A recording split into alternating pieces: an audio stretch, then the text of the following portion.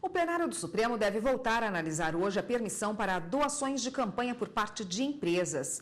E a consultora jurídica da TV Justiça, Gisele Reis, está aqui no estúdio e vai conversar com a gente a respeito desse assunto e da sessão de logo mais no Supremo Tribunal Federal. Boa tarde, Gisele. Boa tarde, Érica. Boa tarde a todos. Bom, vamos relembrar para o telespectador que está em casa, né, quem ajuizou essa ação e do que ela trata. Bom, essa é a ação direta de inconstitucionalidade 4.650. Ela foi ajuizada pelo Conselho Federal da Ordem dos Advogados do Brasil. Também participam da ação diversos amigos da Corte. Nós temos ao todo 6 amigos da Corte, entre eles a Conferência Nacional dos Bispos do Brasil também participa como terceiro interessado por ter também interesse na solução dessa ação direta de inconstitucionalidade. O que está em discussão são 2 leis, a lei dos partidos políticos e a lei das eleições, e o grande questionamento que se tem aqui é no que diz respeito ao financiamento de campanhas eleitorais, tanto no que diz respeito aos candidatos quanto aos partidos políticos. A OAB, ela é contra o financiamento privado por pessoa jurídica e também pede uma limitação em relação ao financiamento efetuado por pessoa física. Então, é nesse sentido que essa ação direta de inconstitucionalidade, cuja relatoria é do ministro Luiz Fux, ela foi ajuizada, o julgamento ele já foi iniciado, houve inclusive a realização de uma audiência pública, foram 2 dias em que o Supremo Tribunal Federal abriu as portas para que a sociedade se manifestasse em relação a esse tema. Então, partidos políticos, acadêmicos, enfim, pessoas envolvidas nessa temática relacionada ao processo eleitoral tiveram a oportunidade de apresentar argumentos favoráveis, argumentos contrários ao que está sendo pedido, requerido na ação direta de inconstitucionalidade. Qual a importância da definição desse tema? Nós temos para o ano de 2016 eleições municipais. Então, tanto os prefeitos quanto vereadores terão a oportunidade de serem eleitos pelos cidadãos. E a partir do que se definir pelo Supremo Tribunal Federal, isso poderá ter influência direta no processo eleitoral como um todo, por conta do financiamento eleitoral. Então, essas eleições já poderiam, inclusive, ser impactadas. É preciso verificar, inclusive, em que sentido o Supremo Tribunal Federal vai decidir e se essa decisão vai ter efeito imediato ou não, porque existe um princípio chamado princípio da anterioridade, que estabelece as regras sobre o processo eleitoral, elas não podem ser mudadas num período inferior a 1 ano. Eu preciso ter um período de 1 ano de antecedência para que se definam essas regras eleitorais, para que elas possam valer no processo eleitoral. Então, a importância desse julgamento vai se dar basicamente em relação a forma de financiamento das campanhas eleitorais de um modo geral, em especial para essas eleições de 2016, que são as mais próximas que nós temos em vista. Como é que está a votação até agora? Bom, nós já tivemos 7 ministros que se manifestaram sobre esse tema. Por enquanto, nós tivemos 6 ministros que votaram favoravelmente à inconstitucionalidade desses dispositivos, e apenas um ministro com voto divergente. Então, a maioria que se estabeleceu, por enquanto, no plenário, é no sentido de proibir esse financiamento de empresas, financiamento de campanhas eleitorais feitos por empresas. Então, o ministro Teori Zavascki, ele divergiu, foi o único a divergir por enquanto. Na visão dele, não há que mudar as regras como elas estão postas no sistema. O que é preciso, na verdade, é fiscalização daquilo que já é permitido pela legislação. Porque quando se tem regras muito rigorosas em relação a essa questão do financiamento de campanha eleitoral, isso pode gerar, inclusive, o surgimento de caixa 2 na visão do voto divergente. E ele entende, inclusive, que é possível que os candidatos, eles mesmos possam investir nas suas próprias campanhas, e até porque, na visão do ministro Teori Zavascki, os partidos políticos, para que esses partidos eles possam ser fortes, eles têm custos e esses custos eles precisam efetivamente serem supridos de alguma forma.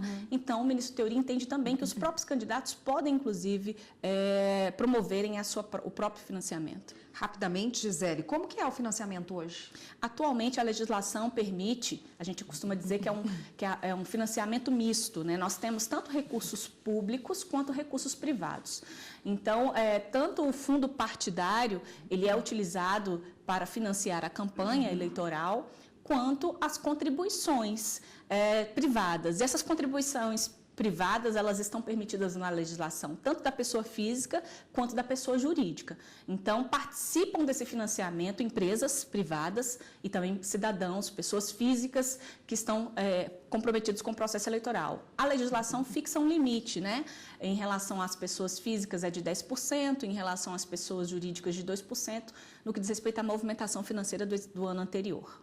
Tá ótimo, Gisele. A gente volta a falar do plenário de hoje no próximo bloco, só peço um minutinho. Aqui no estúdio nós voltamos a falar com a consultora jurídica da TV Justiça, Gisele Reis, sobre a pauta de hoje no Supremo Tribunal Federal. Gisele, quantos processos estão na pauta? Nós temos ao todo 6 processos que estão pautados, entre ações diretas de inconstitucionalidade, mandados de segurança, embargos de declaração em recurso extraordinário com repercussão geral. Eu poderia citar, já me adiantando, um deles, no que diz respeito aos servidores, à remuneração dos servidores públicos do Estado do Rio Grande do Sul. Existe uma controvérsia, né? O Tribunal de Justiça Local determinou que o governo efetuasse o pagamento dos servidores até o último dia de cada mês, isso respeitando o que está previsto na Constituição do Estado.